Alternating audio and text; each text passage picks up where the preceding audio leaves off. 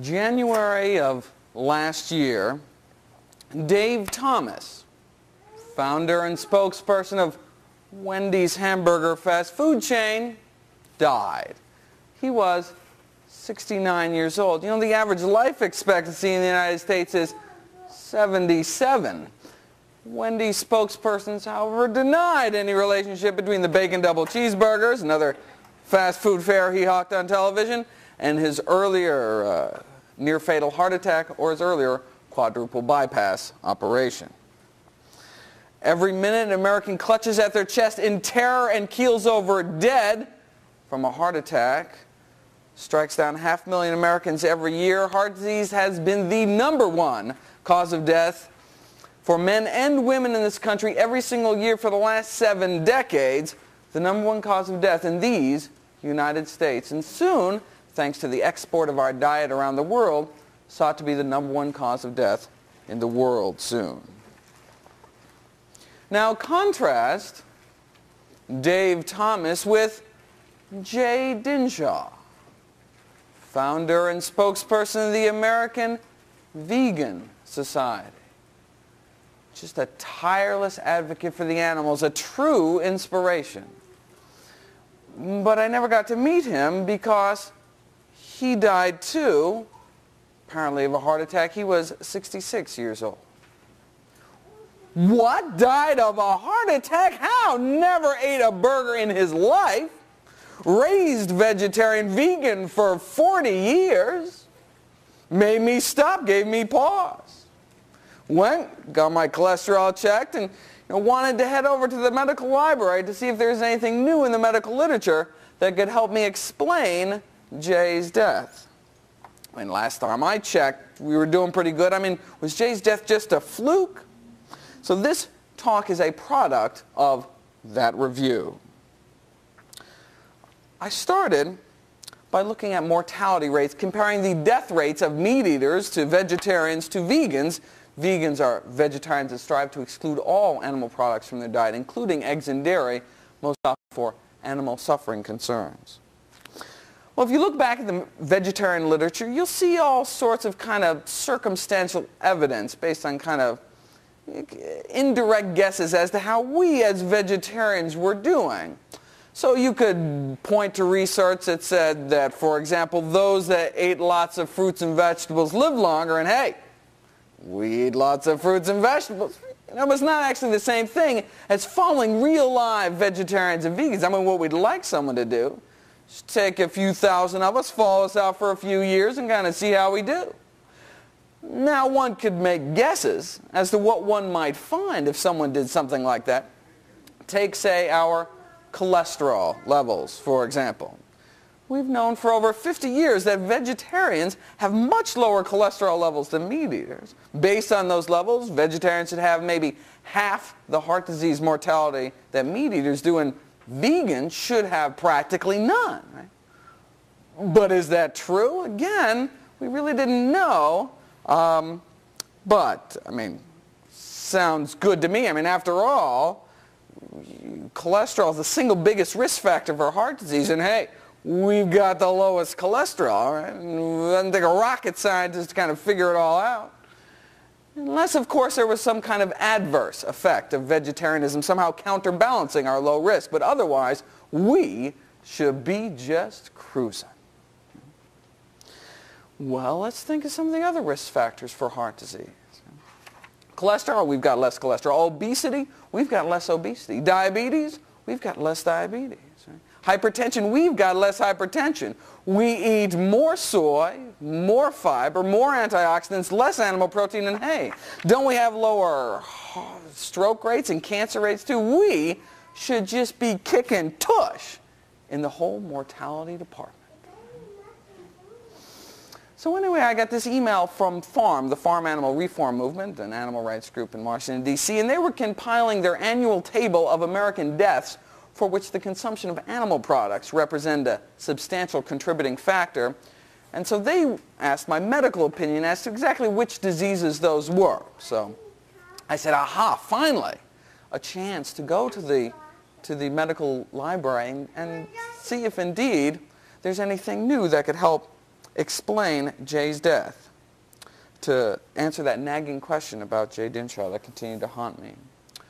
Now, whenever I take on a new research project, the first thing I do is look at the latest research, which is what I'd like to share with everyone today. So I went to Harvard's medical library, probably the best in the world, half expecting more estimates, more guesses as to how we as vegetarians were doing. Little did I know we had real data now, actual studies that took thousands of vegetarians and followed them out for years. So finally, real data, the latest data on vegetarian mortality rates. I was like drooling, right? Finally.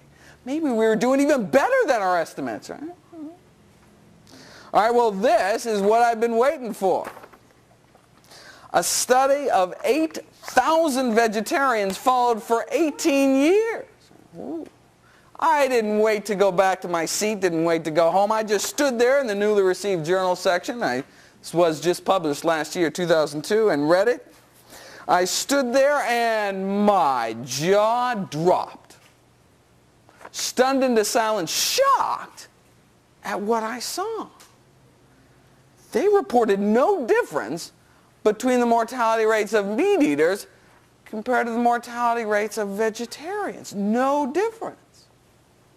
But wait a second, it doesn't make any sense. What are the top 3 killers in the U.S.? Heart disease, cancer, stroke. How could we be dying at the same rate as meat eaters? It doesn't make any sense. Well, there are 3 findings I'd like to investigate with everyone today, and that's finding number 1. Why do meat eaters seem to live just as long as vegetarians?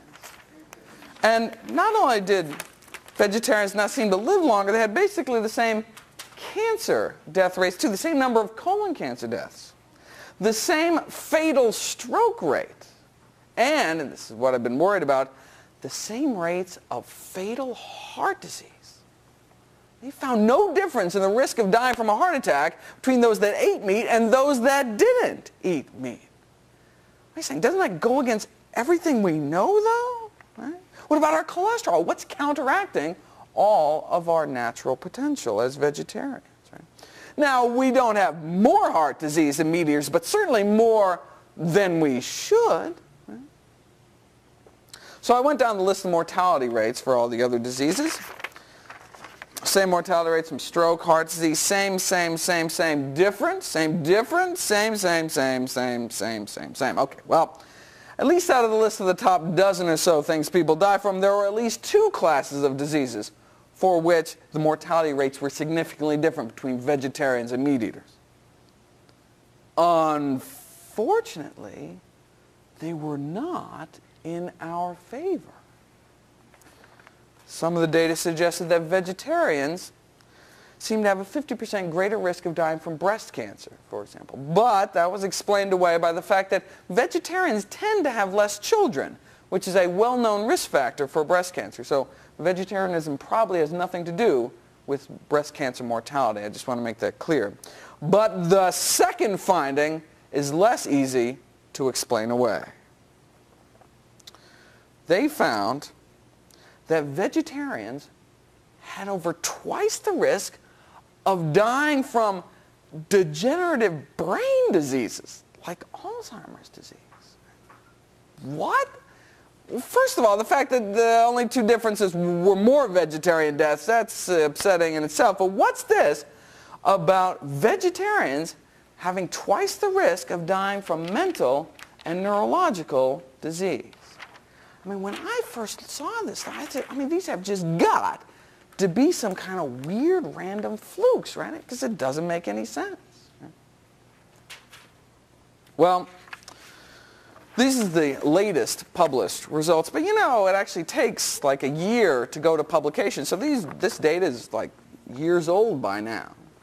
Every 5 years, all the experts on vegetarian nutrition get together and hold an international congress on vegetarian nutrition. And the last one was, just last year, April 2002. Hey. So is there anything new under the vegetarian sun? Yes, indeed. Preliminary results from a study were released twice the size, 17,000 vegetarians. This so-called EPIC study out of Europe started in 1993, so we had been waiting almost 10 years for results to start trickling out. Well, last year, they trickle. Ready for the results? Once again, vegetarians had the same mortality rates as meat eaters, confirming the other study. Right? Okay, but what about this? What about the brain disease thing? I mean, that has just got to be some kind of weird fluke. Sadly, no. There was only one significant difference this time between the mortality rates of vegetarians and meat eaters, and that was that vegetarians had a 50% greater risk of dying from brain disorders. Now, right now, all the smug vegans in the room are thinking, I know what's going on, right? Isn't milk just liquid?